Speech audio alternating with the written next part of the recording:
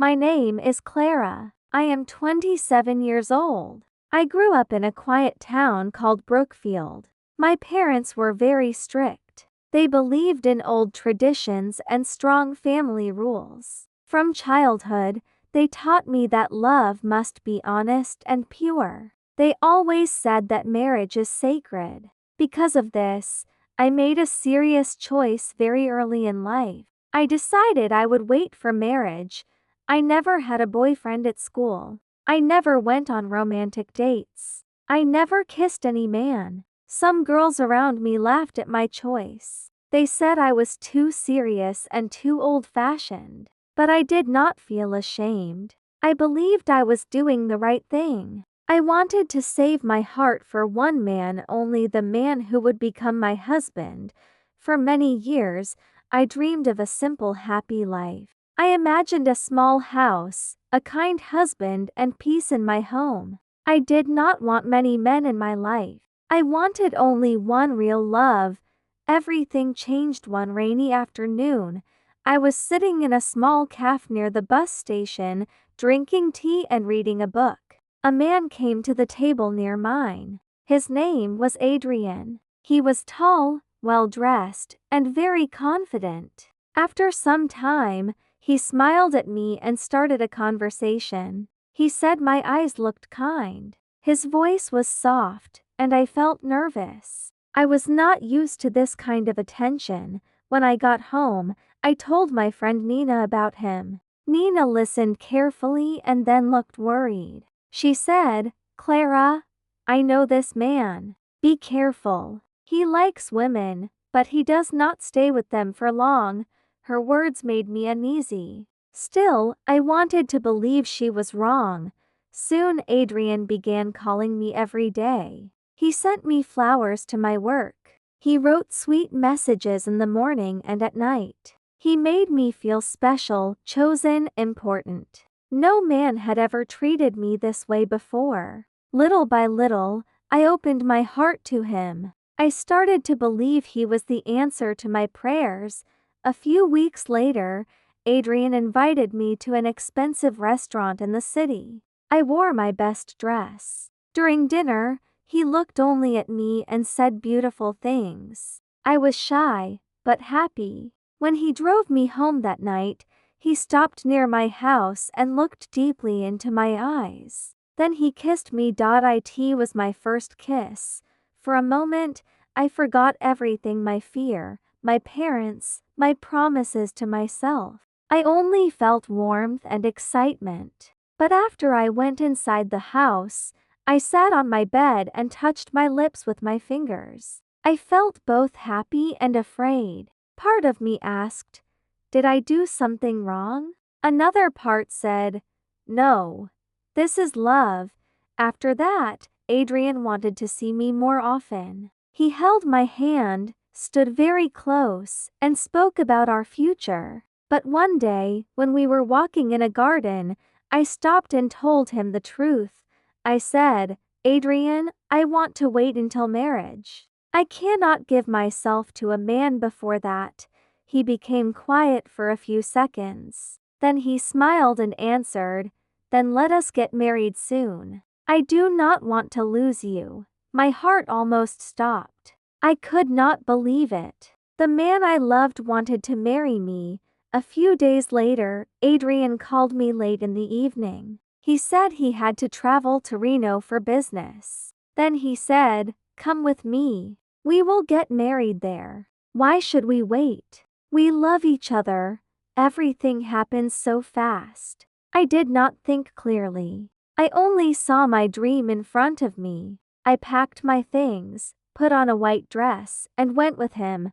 Reno felt bright, noisy, and strange. I had never been there before. We stayed in a hotel, and the next day we found a small wedding chapel. There were no friends, no family, no music, no celebration. Only Adrian and me. We signed the papers. He smiled during the ceremony. I thought I was the luckiest woman in the world. After the wedding, Adrian kissed me and said, "Now you belong to me." His words sounded romantic then. Later, I understood they were not.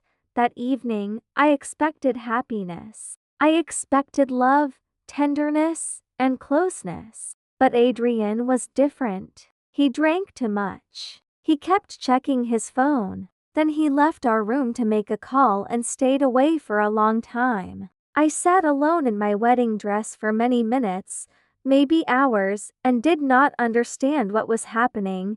The next morning was even worse. He woke up cold and distant. He barely looked at me. He left the hotel room and did not say where he was going. I waited all day. I tried to stay calm. I told myself maybe he had business problems.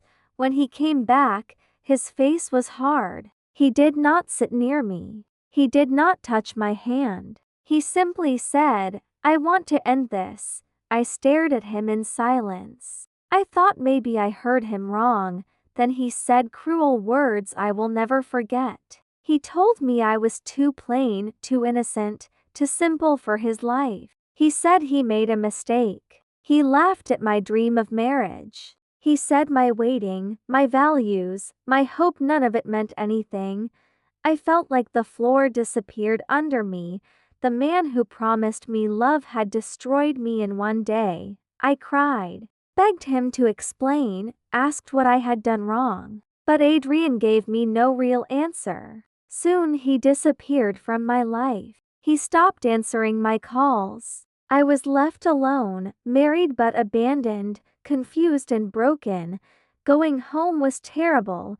When my parents learned what had happened, they were furious. They said I had dishonored the family. They said I was foolish and blind. Instead of hugging me, they pushed me away with their words. I needed comfort, but I received only anger.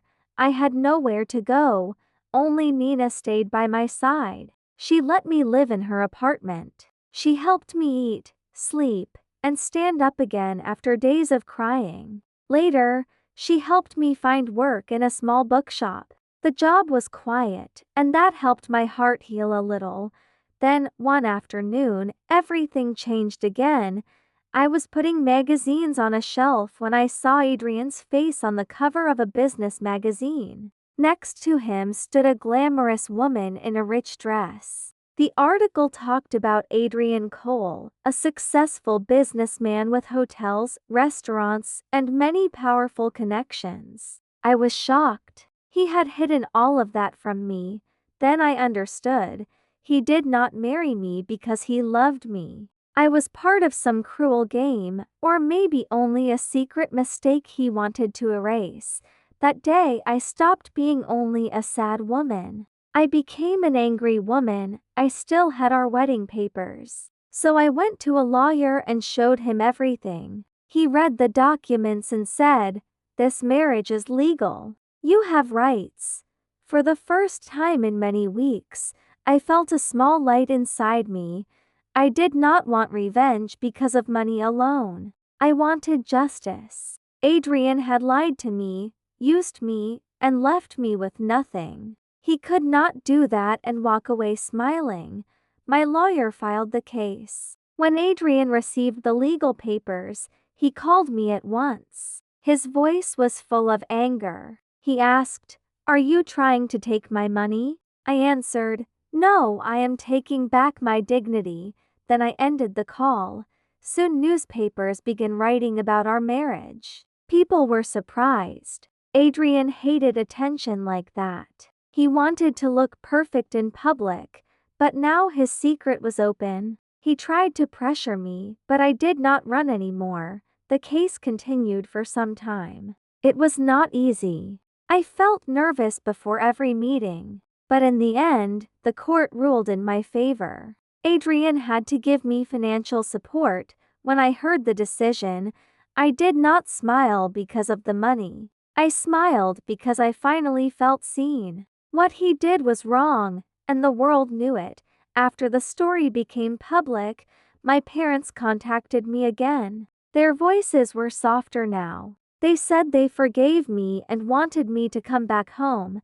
But I was no longer the same girl who had left with a suitcase and a dream. I loved them, but I refused to return to the old life. I told them, I need to live on my own now. I need to choose my own future. With the money from the court, I rented a small apartment. It was not big, but it was mine. Then I returned to college and continued my studies. I worked, studied, and slowly built a new life.